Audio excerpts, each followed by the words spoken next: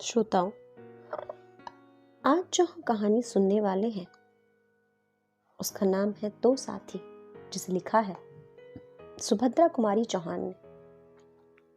आनंद और विनय दोनों बचपन के साथी थे। प्राइमरी पाठशाला से लेकर हाई स्कूल तक दोनों ने साथ साथ पढ़ा। अब साथ साथ ही दोनों कॉलेज में आए थे।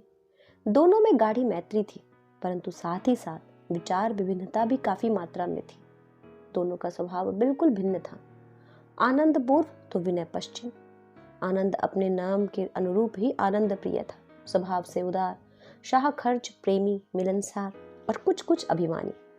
रुपयों का उसके पास कोई मूल्य नहीं था।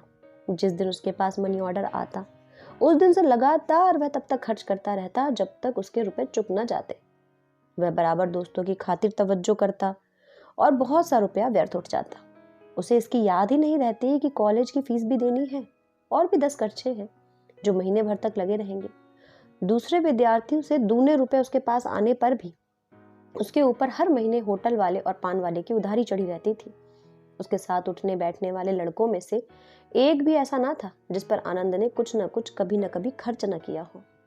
इसके विपरीत विनय मितभाषी, संयमी, कम खर्च करने वाला और सीधे स्वभाव वाला था। वह बोलता कम लेकिन अद्भुत अनुभवी था।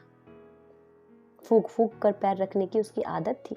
उसके पास गिने गिने पैसे आते थे जिनसे उसे पूरा खर्च चलाना पड़ता। फिर भी किसी का एक भी पैसा उधार न था। 1000 तकलीफ होने पर भी वह एक पैसा उधार न लेता। उसके मित्रों की संख्या भी सीमित थी। बीए पास होने पर दोनों की भविष्य की चिंता थी।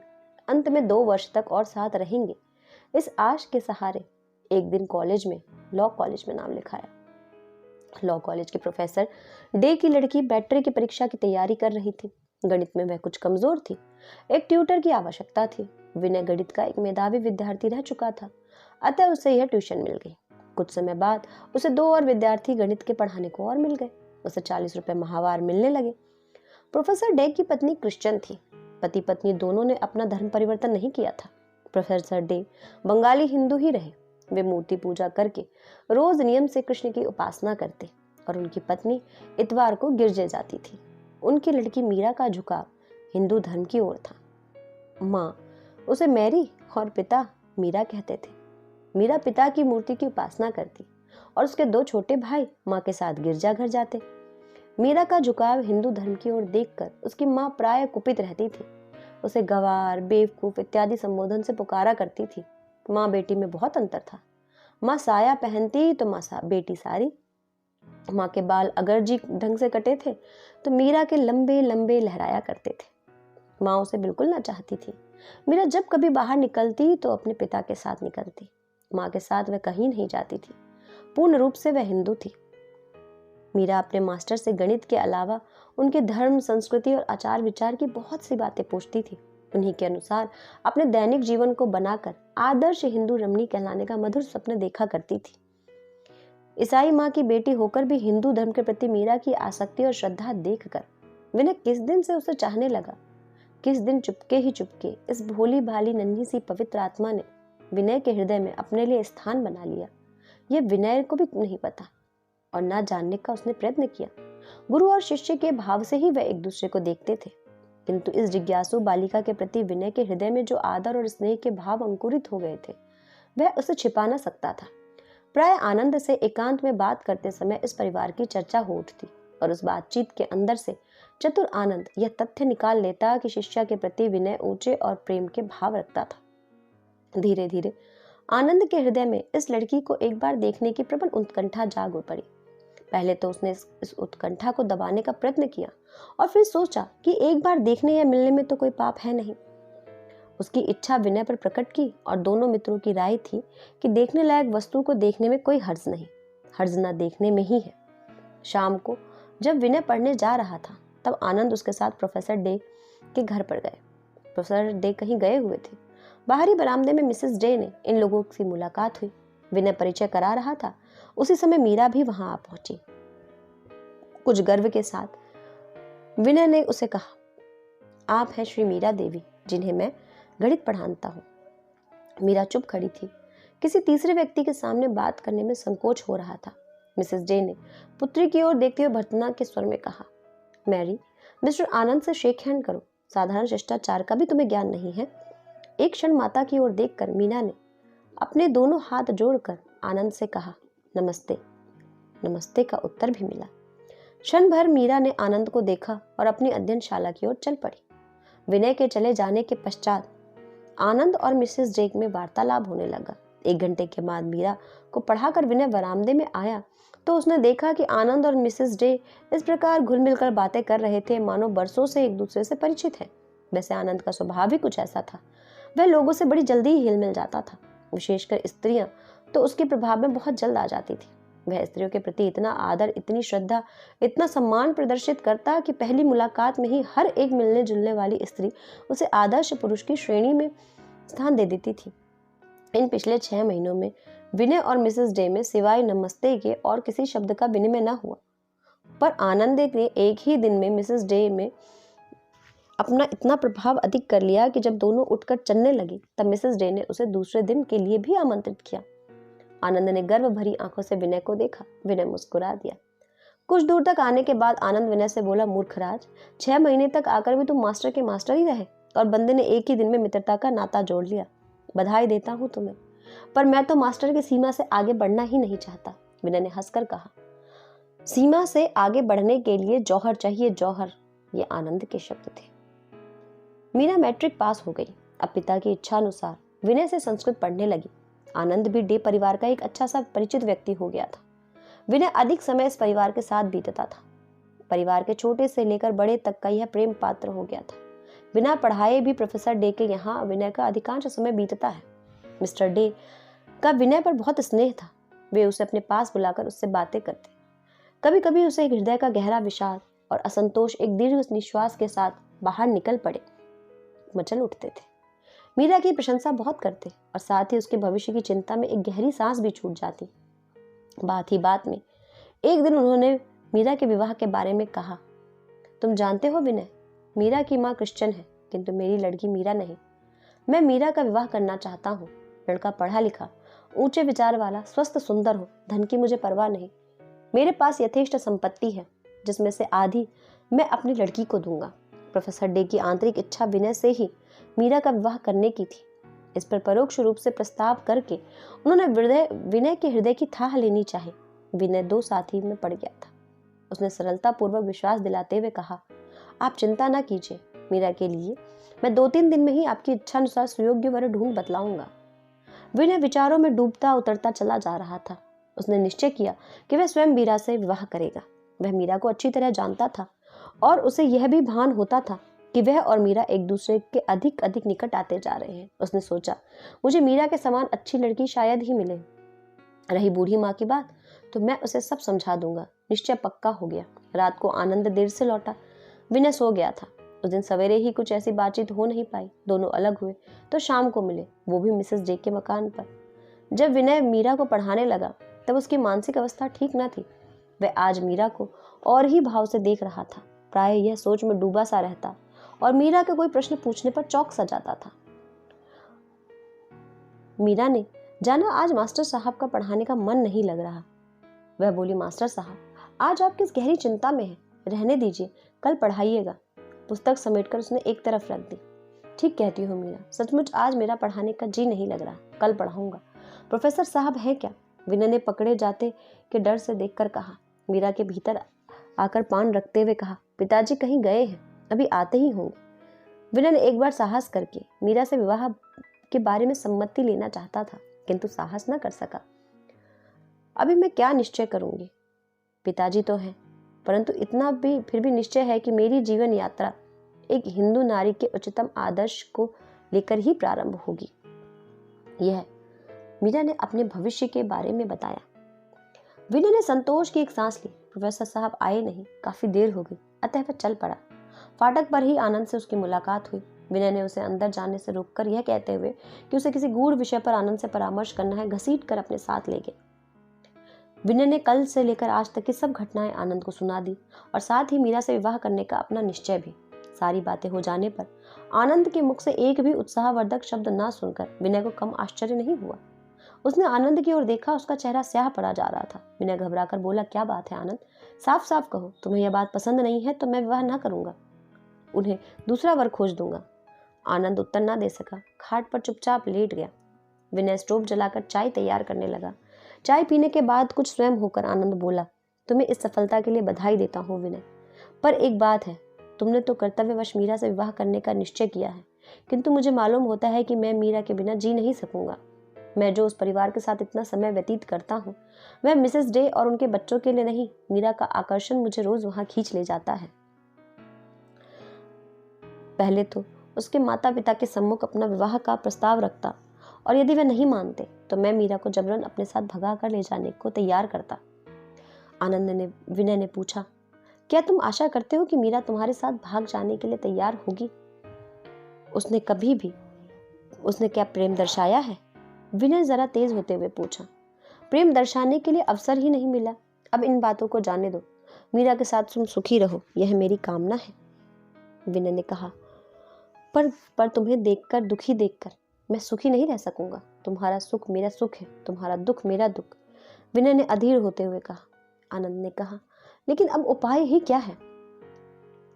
घबराओ नहीं आनंद, उपाय है। मीरा के पिता से अभी मैंने कुछ कहा नहीं है, मैं उन्हें तुम्हारा नाम सुझा दूंगा। कहते हुए विनय ने गहरी सांस ली और पलंग पर लेट गया। सवेरे से विनय ने जिस सोने के संसार की रचना की थी वह हल्के से हवा के झोंके से गिरकर मिट्टी में मिल गया।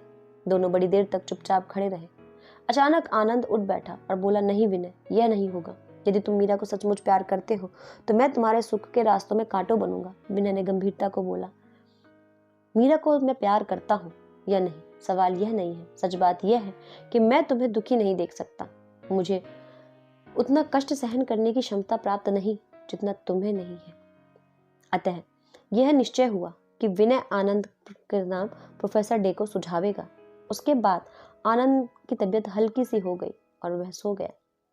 रात भर तड़पता रहा। सुबह चाय के सामने दोनों बैठे। विनय के चेहरे पर मुस्कुराहट थी। उसने आनंद से कहा, आनंद, तुम्हारे लिए मैं मीरा का त्याग करने में मैं मीरा को सहज ही ना भुला सकूंगा, इसलिए उचित यह है कि तुम्हारे विवाह के पहले ही मैं यहाँ से चला जाऊं। जाने से पहले मैं मीरा को कुछ उपहार स्वरूप दे जाऊंगा जिसमें तुम्हें कोई ऐतराज नहीं होना चाहिए। कुछ ठहरकर उसने कहा कि एक बात और आनंद, इसे मत भूलना। देखो, मीरा को कभी किसी प्रकार का कष्ट न देना। अगर मुझे मालूम हुआ कि तुमने उसे कभी किसी प्रकार का कष्ट दिया है तो मैं मित्रता भूल जाऊंगा, तुमसे उसका बदला लिए बिना न रहूंगा। इसे मजाक न समझना, बहुत सोच समझ कर कह रहा हूँ। किंतु विनय, तुम्हें खोकर क्या मीरा के साथ मैं सुखी रह सकूंगा? तुम्हारा अभाव मुझे कदम कदम पर खटकेगा। आनंद के स्वर में भर्राहट थी, पीड़ा का आभास था। कॉलेज के जीवन के बाद से ये दोनों कभी अलग नहीं हुए। आनंद ने कहा, विनय, मैं तो मीरा को कभी किसी प्रकार का कष्ट ना होने दूंगा। और उसकी आंखें भर आई। शाम को जाकर विनय ने प्रोफेसर डे से मीरा के लिए आनंद का नाम सुझाया। प्रोफेसर डे के चेहरे पर प्रसन्नता ना दिख सकी जिसकी आशा विनय को थी। साथ ही विनय ने कहा, मैं किसी आवश्यक कार्य से बाहर जा रहा हूँ, जल्दी ही लौट कर आ जाऊंगा। विनय वहां से उठकर मीरा के पास गया। मीरा पढ़ने की प्रतीक्षा में थी। विनय ने अपने आप को संभालते हुए कहा, मीरा, मैं आज तुम्हें पढ़ा ना सकूंगा, मैं जरूरी काम से बाहर जा रहा हूँ, कब लौटूंगा कह नहीं सकता। मैं तुम्हारे लिए कुछ पुस्तकें लाया हूँ, इन्हें ध्यान से पढ़ना और समझना। आवाज में एक दर्द था, एक अनुग्रह था। मीरा के सामने किताबों का ढेर लगा था और एक अंगूठी मीरा की उंगली में पहनाते हुए कहा, इसे कभी अंगुली से अलग न करना। मैं कहीं भी रहूं, इसमें मेरी आत्मा को संतोष होगा। उत्तर की प्रतीक्षा किए बिना ही वह तेजी से कमरे से बाहर हो गया। मीरा उठकर आई और वह कुछ पूछना चाहती थी, तब तक साइकिल से विनय बहुत दूर जा चुका था। लौटकर मीरा ने देखा, अंगूठी पर मीरा खुदा हुआ था। किताबों पर सुंदर सुंदर अक्षरों में विनय की कलम से उसका नाम लिखा था। किताबें ऊंचे दर्जे के भारतीय साहित्य और हिंदू धर्म से संबंध रखने वाली थी। विनय का आज का व्यवहार भोली मीरा समझ ना सकी। यदि एक बार भी वह विनय की ओर आंख उठाकर देखती तो उसके हृदय का प्रचंड विषाद मीरा की समझ में आ जाता। पर मीरा में इतनी समझ कहाँ थी। मीरा इसी चिंता में उदास बैठी थी कि आनंद आ गया। मीरा का जी कुछ हल्का हुआ। उसने सोचा, इनसे विनय के बारे में कुछ जान सकूंगी। आते ही पूछा, क्या आप लोग घर जा रहे हैं? नहीं, ऐसी तो कोई बात अभी नहीं है, कहते हुए आनंद अपनी जगह पर बैठ गया। किसने कहा तुमसे? उसने मीरा से प्रश्न किया। मीरा बेचारी क्या कहती, चुप रह गई। कुछ क्षण बाद बोली, परीक्षा हो गई है इसलिए पूछा था। हम लोग कब जाएंगे यह तो विनय तय करेगा। आनंद ने कहा, और जाने से पहले तुमसे कह जाएंगे। इतना कहकर वह कुछ मुस्कुराया। मीरा कुछ आगे कह न सकी। मिसेस डे ने चाय के लिए सबको बुला लिया। उस दिन आनंद से बहुत देर तक मिसेस डे के बंगले पर विनय की प्रतीक्षा की। प्रोफेसर साहब के आने पर ही उसे मालूम हुआ कि विनय आकर चला गया। घबराकर आनंद अपने निवास की ओर तेजी से बढ़ा। उसे संदेह होने लगा कि शायद वह विनय को कभी न मिल पाएगा। संदेह सच निकला। कमरा खाली था। मेज पर एक लिफाफा पड़ा था। झपट कर आनंद ने उसे उठा लिया। लिखावट विनय की थी। सांस रोककर उसने पढ़ना शुरू किया। भाई आनंद, जा रहा हूँ। जाते समय तुमसे मिल न सका, इससे मुझे दुख है। मेरी चिंता ना करना, मैं सदा तुम्हारा प्रिय मित्र रहूंगा। मीरा की रक्षा भली भांति करना, उसे किसी प्रकार का कष्ट ना होने देना। तुम्हारा अपना विनय। पत्र समाप्त होते ही आनंद को ऐसा लगा कि वह खड़ा ना हो सकेगा। वह खाट पर गिर पड़ा। बालकों की भांति फूट फूट कर रोने लगा। न जाने कितनी देर तक उसके मस्तिष्क में यही प्रश्न उठता रहा कि मीरा के लिए उसने कितना गहरा मूल्य चुकाया है। उसका बचपन का साथी। आज ही समझ पाया वह कि विनय को कितना प्यार करता था। वह न जाने किस अशुभ घड़ी में वह प्रोफेसर डे के घर गया था। वह मीरा रूपी दीवार पर आकर दोनों मित्रों के बीच में खड़ी हो गई। वे इस प्रकार एक अनिश्चित अनजान समय के लिए अलग हो गए। अगर उसे अभी विनय मिल जाए तो वह विनय से कह दे, छोड़ो यह सब, मीरा का अब मैं ध्यान भी नहीं करेंगे। हम लोग अब तक जैसे रहते थे वैसे ही रहेंगे। मीरा का क्या, संसार की कोई भी शक्ति हम दोनों को अलग न कर सकेगी। किंतु ये विचार केवल विचार ही रह गए। जिस समय दुखी होकर आनंद इस प्रकार सोच रहा था, उस समय विनय का विषाद से ओतप्रोत शरीर रेल पर बैठा हवा के साथ उड़ा जा रहा था। कहाँ जाएगा, क्या करेगा, विनय कुछ न जानता था। वह तो केवल आनंद से दूर, मीरा से दूर किसी अनिश्चित स्थान पर जा रहा था। जब तक वह अपने हृदय की सारी दुर्बलताओं को धोकर बहा न देगा, तब तक विनय ना तो मीरा से मिलेगा और ना आनंद से। आनंद उसका मित्र है और मीरा आनंद की पत्नी। विनय दोनों की मंगल कामना करता है। मीरा और आनंद के विवाह को आज 5 साल हो गए। मीरा अब 2 संतानों की माँ है। पहला लड़का 3.5 साल का और दूसरा 1.5 साल का। पिछले साल से इस छोटे से परिवार में बड़ा भीषण हो गया। आर्थिक संकट की उपस्थिति आ गई। विवाह के समय आनंद को दहेज के तौर पर 10,000 रुपए प्रोफेसर डे से मिले थे और साथ ही रहने के लिए एक बंगला भी।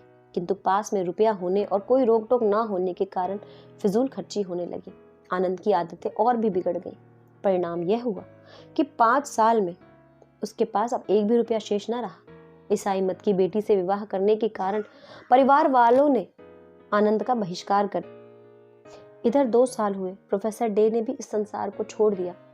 मिसेस डे ने एक एंग्लो इंडियन से पुनर्विवाह किया, इसलिए आनंद को आर्थिक सहायता कहीं से भी न मिल सकी। मीरा के जेवर, कीमती उपहारों को बेच बेच कर किसी प्रकार घर का काम चल रहा था। पहले प्रोफेसर डे और मीरा के बहुत आग्रह करने पर भी आनंद वकालत को तैयार न हुआ था। अब मुश्किल थी फीस की। 150 रुपए कहाँ से लाए। नौकरी के लिए भी बहुत कोशिश की, पर कहीं ऐसी नौकरी नहीं मिली जिससे वह अपनी मर्यादा के योग्य समझता।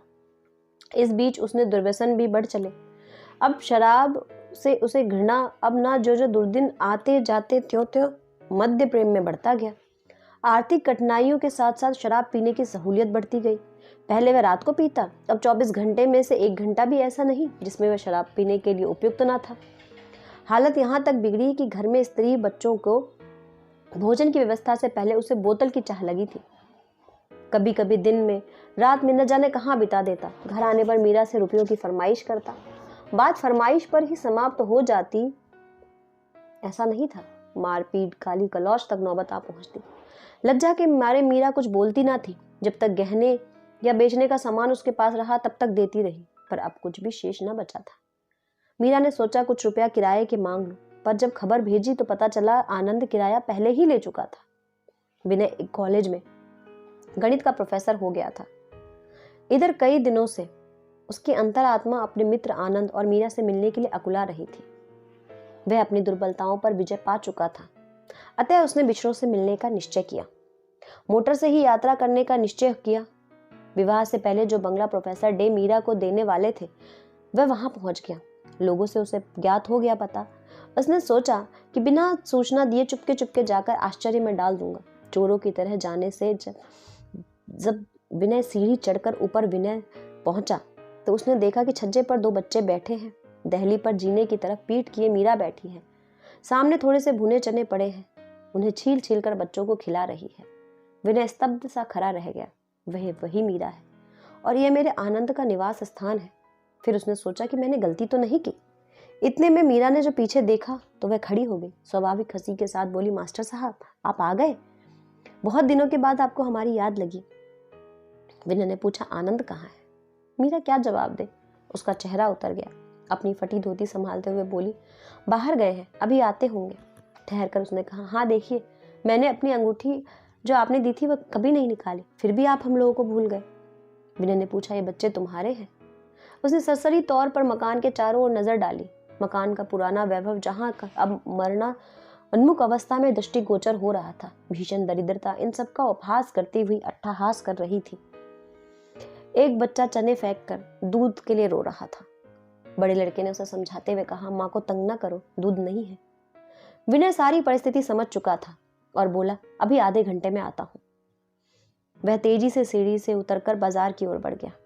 विनय के जाने के पश्चात ही आनंद शराब में झूमता हुआ आया। उसने मीरा से खाना मांगा। बेचारी मीरा क्या देती, घर में कुछ था ही नहीं। विवेक तो दूर था ही, बुद्धि में नशे में चूर हो गई थी। आनंद ने आओ देखा ना ताओ पास ही रखी कैंची उठाकर मीरा को मारी। मीरा के सिर से जोर से लगी और खून की धार बह चली। आनंद खाट पर गिरकर बराबर आने लगा। दरिद्री घर की है ना, चने को खाने को देती है, मैं क्या घोड़ा हूं जो चना खाऊंगा। उन्मत्त आनंद क्या जाने कि वे चने भी मीरा ने अपने 2 लालों की भूख शांत करने के लिए उधार लिए थे। विनय ने आकर दूसरा ही दृश्य देखा। खून से सनी मीरा बड़े बच्चे का हाथ पकड़े और छोटे को गोद में लिए एक तरफ खड़ी है। आनंद आंखें बंद किए खाट पर बड़बड़ा रहा है। मिठाई और फलों की टोकरी विनय ने फर्श पर रखी। आवाज सुनकर आनंद ने आंखें खोली। विनय को देखते ही फट पड़ा, ओह तुम हो विनय, तुम ही ने इसका दिमाग बिगाड़ रखा है, चोरी से मिलने आते हो, शर्म लगती है मेरे सामने आने में। विनय ने देखा कि आनंद होश में नहीं था। उसकी आंखें आग उगल रही थी। वह सामने से हट गया। आनंद ने बाज की तरफ झपट्टा मारकर विनय का गला पकड़ लिया और गुस्से में बोला, उसकी तो खोपड़ी फोड़ी है, तुम्हें अभी मजा चखाई देता हूं। विनय ने किसी तरह अपने को उसके पंजे से छुड़ाया और दरवाजे के पास खड़ा हो गया। आनंद बात तो सुनो, उसने भारी आवाज में कहा। पर आनंद ने घायल शेर की भांति विनय पर हमला किया, विनय पर झपटा। विनय सामने से हट गया और आनंद आवेग और नशे में अपने आप को संभाल न सका और छज्जे से नीचे सड़क पर जा गिरा। उसका सर फट गया। होश में आनंद को उठाकर विनय कुछ पड़ोसी ऊपर ले आए। 6 घंटे के उपचार के बाद आनंद को होश आया। नशा काफूर हो चुका था और विनय को देखकर चेहरे पर मुस्कुराहट आ गई थी। विनय, क्षमा करो, मैं गरीब को मीरा को बहुत सताया है। आनंद ने मीरा की ओर देखा। उसकी आंखें क्षमा की प्रार्थना कर रही थी। विनय कुछ कह ना सका, आंखें भर आई। आनंद ने अपने पुराने प्रेम में घुलकर कहा, छी विनय, रो मत, मेरा तो अंत ऐसा ही होने वाला था। शराब ने मुझे कहीं का ना रखा। सब कुछ समझता हुआ भी मैं शराब पीना ना छोड़ सका। विनय, थोड़ी ब्रांडी पिलाओ, मेरी शक्ति जीर्ण होती जा रही थी, मुझे तुमसे बहुत बातें कहनी है। मीरा ने आनंद को थोड़ी ब्रांडी पिलाई। आनंद ने मीरा का हाथ पकड़ लिया। मीरा जमीन में गड़ी सी गड़ी रह गई। उसने कहा, विनय भाई, एक बार तुमने मुझसे कहा था कि मीरा को कोई कष्ट ना होने पावे, परंतु मैं तुम्हारे अनुरोध की रक्षा ना कर सका। आज मैं तुम्हें अपने दोनों बच्चे और मीरा को सौंपता हूँ। इन्होंने जीवन में बहुत कष्ट अनुभव किया है, इन्हें किसी प्रकार का कष्ट अब मत होने देना। विश्वास दिलाओ तो मैं शांति से मर सकूंगा। उसकी शक्ति क्षीण हो रही थी, हाथ पांव ठंडे पड़ते जा रहे थे। वह स्थिर दृष्टि से विनय की ओर देख रहा था। विनय अपने आप को संभाल ना सका और आनंद से लिपट कर रो पड़ा। आनंद, तुम मुझे छोड़कर क्यों जा रहे हो? मैं तुम्हारे बिना जी नहीं सकूंगा, उसने सिसकते हुए कहा। आनंद की आंखें छलछला रही थी। जीना पड़ेगा तुम्हें विनय, मेरे बच्चों के लिए, मेरी मीरा। आनंद कुछ आगे न कह सका। पथराई हुई आंखों से गंगा बह गई।